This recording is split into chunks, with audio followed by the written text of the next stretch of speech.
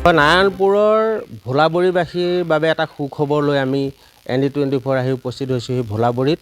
এই ভোলাবৰীত এটা power house নিৰ্মাণ কৰা হৈছিল। এই পাৱাৰ হাউচটো চলিত মাহতে ইতিমধ্যে মুকলি কৰিব ৰাইজৰ বাবে। মই কেমেৰা সহযোগী পৰিৱেশ দেখুৱাবলৈ অনুৰোধ জনাইছোঁ। আচলতে বৃহত্তৰ অসম অৰুণাচল সীমান্তৱৰ্তী প্ৰায় 25-30খন গাঁৱে বিগত সময়ছোৱাত বিদ্যুতৰ বাবে যথেষ্ট সমস্যাৰ সন্মুখীন হৈ আহিছিল। এজাক সামান্য বৰষুণ দিলেই বা এজাক সামান্য বতাহ আহিলেই বিদ্যুৎ ব্যাহত হৈছিল সমগ্ৰ অঞ্চলটোত, যাৰ বাবে অঞ্চলটোৰ ৰাইজে দুৰ্ভোগ ভুগিব লগা হৈছিল। কিন্তু শেহতীয়াকৈ এই অঞ্চলটোত এটা পাৱাৰ হাউচ নিৰ্মাণ কাৰ্য আৰম্ভ হ'ল আৰু সেই পাৱাৰ হাউচটোৰ নিৰ্মাণ কাৰ্য হোৱাৰ পিছতে অঞ্চলবাসী উৎফুল্লিত হৈ পৰিছে। এই চলিত মাহৰ শেষৰ ফালে আচলতে এই পাৱাৰ হাউচটো মুকলি কৰিব। আমাৰ লগত স্থানীয় লোকসকল আছে, যুৱকসকল আছে, মই তেখেতসকলৰ পৰা জানিবলৈ চেষ্টা কৰিম।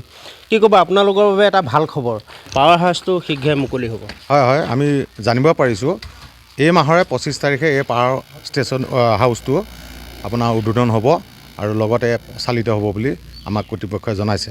ইয়াত 3 বিঘা মাটি সামৰি বৃহত্তৰ ভোলাবৰী 30খন গাঁও সামৰি এই পাৱাৰ হাউচটো বনাইছে। ইয়াৰ পৰা আমি বহুত উপকৃত হ'ম ভোলাবৰীবাসী ৰাইজ, যিহেতু আগতে আমাৰ হাৰমতি ফিডাৰৰ পৰা আমাৰ ভোলাবৰী অঞ্চললৈ আমাৰ বিদ্যুতৰ যোগান দিছিল, কিন্তু সামান্য বৰষুণ সামান্য বতাহতে আমাৰ বিদ্যুৎ যোগান ব্যাহত হৈছিল ইয়াত। কিন্তু এতিয়া যেতিয়া ইয়াত পাৱাৰ হাউচটো নিৰ্মাণ হ'ল, ইয়াৰ পৰাই আমাৰ পাৱাৰটো ডিষ্ট্ৰিবিউট হ'ব, আমাৰ বিদ্যুতৰ ইয়াত বিতৰণ হ'ব। গতিকে আমাৰ বৃহত্তৰ ভোলাবৰীবাসী ৰাইজৰ বাবে অতি সুখবৰ যে আমি এই যি বিদ্যুৎ ব্যাঘাতৰ সমস্যাৰ পৰা আমি দূৰ হ'ব পাৰিম।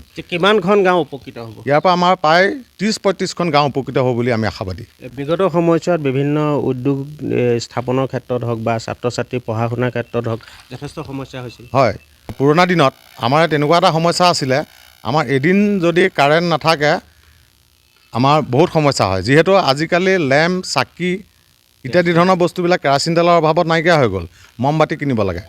গতিকে এতিয়া আমাৰ এটাই সুবিধা হ'ব যে ইয়াৰ পৰা যেতিয়া আমাৰ বিদ্যুৎটো যোগান ধৰিব, তেতিয়া আমাৰ ৰাইজে এই সমস্যাখিনিৰ পৰা সমাধান পাব। আৰু ইয়াত আমাৰ কিছুমান ক্ষুদ্ৰ উদ্যোগ আমাৰ যুৱকসকলে গঢ়িব বিচাৰিছে। এই পাৱাৰ হাউচটো যেতিয়া চালিত হ'ব তেতিয়া তেওঁলোকেও বহুত উপকৃত হ'ব, যিহেতু চৰকাৰে বিভিন্ন ধৰণৰ আঁচনিৰ জৰিয়তে বিভিন্ন ধৰণৰ ক্ষুদ্ৰ উদ্যোগ আমাৰ ইয়াত গঢ় দিব চেষ্টা কৰিছে। স্থানীয় বিধায়ক মহোদয়জনেও যথেষ্ট চেষ্টা কৰিছে। গতিকে পাৱাৰ হাউচটো হোৱাৰ লগে লগে আমাৰ স্থানীয় যুৱকবিলাক বেছিভাগেই উপকৃত হ'ব বুলি মই আশাবাদী। আমাৰ বিদ্যুতৰ অভাৱৰ বাবে আমাৰ সামান্য এখন ব্ৰইলাৰ ফাৰ্ম খুলিবলৈ ইয়াত অভাৱ হৈছিল, যিহেতু এখন ব্ৰইলাৰ ফাৰ্ম খুলিবলৈ হ'লে পৰ্যাপ্ত পৰিমাণৰ কাৰেণ্ট লাগে ঠাণ্ডা দিনত, আৰু গৰম দিনত ফেনৰ ব্যৱস্থা কৰিব লাগে। গতিকে 2-3 দিন যদি কাৰেণ্ট নাথাকে তেতিয়াহ'লে আমাৰ ব্ৰইলাৰ পোৱালিখিনি বা ব্ৰইলাৰখিনি মৰি যায়। গতিকে ব্ৰইলাৰ যিসকল উদ্যোগী তেওঁলোকতো ইয়াৰ পৰা বহুত অসুবিধাৰ সন্মুখীন হৈছিলে, বহুত ব্ৰইলাৰ মৰি গৈছিলে, পেলাই দিব লগা হৈছিলে।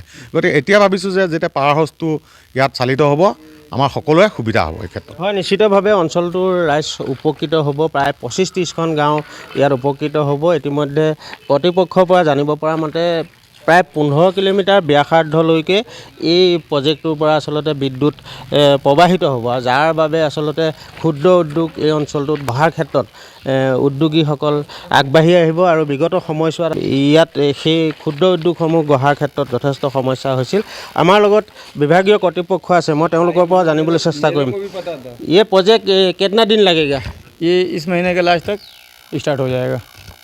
बजट कितना होगा? बजट पूरा ओवरऑल अगर लाइट उट देख के इसका लाइन प्लस 11 के भी लाइन 33 के भी लाइन और इसका कॉस्ट अगर मिलाया जाए तो 10 करोड़ के अंदर में ये 15 किलोमीटर का रेंज कवर करेगा आपको। और जो बिजली के प्रॉब्लम है, लो वोल्टेज के प्रॉब्लम है, सब दूर हो जाएगा। ये चालू हो जाएगा तो इसे 25 से 30 गाँव में प्रभावित होंगे। হয়, ইতিমধ্যে কৰ্তৃপক্ষও জনাইছে প্ৰায় 10 কোটি টকাৰ এই প্ৰজেক্টটোৰ পৰা অঞ্চলটোৰ লোকসকল যথেষ্ট সংখ্যক লাভান্বিত হ'ব। বিগত সময়ছোৱাত আচলতে লোড শ্বেডিঙৰ সমস্যা আছিল বা বিদ্যুৎ বিচ্ছিন্ন হোৱাৰ সমস্যা আছিল। এজাক সামান্য বৰষুণ দিলে আচলতে এই বিদ্যুৎ সংযোগ বিচ্ছিন্ন হয়, যাৰ বাবে আচলতে ক্ষুদ্ৰ উদ্যোগীসকলে ইয়াত উদ্যোগ এটা স্থাপনৰ ক্ষেত্ৰত যথেষ্ট সমস্যাৰ সন্মুখীন হৈছিল। আমি ND24ৰ জৰিয়তে এই নাৰায়ণপুৰৰ এই ভোলাবৰী অঞ্চলৰ পৰা এটা ভাল খবৰ দৰ্শকসকলক দিবলৈ চেষ্টা কৰিলোঁ। এই অঞ্চলটোৰ প্ৰায় 25-30খন গাঁও উদ্যোগটোৰ পৰা উপকৃত হ'ব, সেইটো ইতিমধ্যে নিশ্চিত হৈ পৰিছে।